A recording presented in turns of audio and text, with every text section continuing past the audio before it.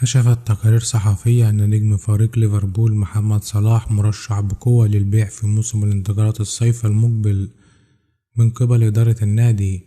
وكان محمد صلاح قد وقع عقدا جديدا في يوليو الماضي بعد سلسلة طويلة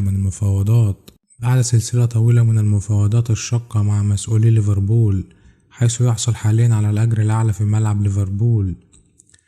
وحسبما ذكرت صحيفة فوتبول انسايدر العالمية، فإن مصادر داخل ليفربول ذكرت أن محمد صلاح هو نجم الفريق الوحيد الذي قد يرغب النادي في بيعه في الصيف المقبل لتأمين مبلغ كبير جراء الاستغناء عنه. ويسعى ليفربول إلى إدخال العديد من التغييرات على الفريق في الميركاتو الصيف المرتقب بعد موسم كارثي. وأشارت الشبكة إلى أن ملاك ليفربول مستعدون لإبرام صفقات باهظة الثمن، وهذا يعني بيع واحد أو اثنين من الأسماء الكبيرة في الفريق.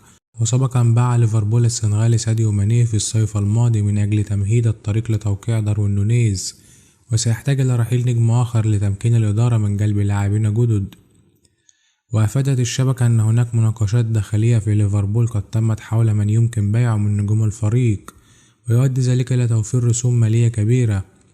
وأشارت إلى أن ليفربول لا يمتلك سوى مجموعة صغيرة من اللاعبين الذين قد تزيد قيمتهم عن 50 مليون جنيه استرليني، مثل محمد صلاح ولويس دياز وأكسندر أرنولد وأليسون بيكر وداروين نونيز.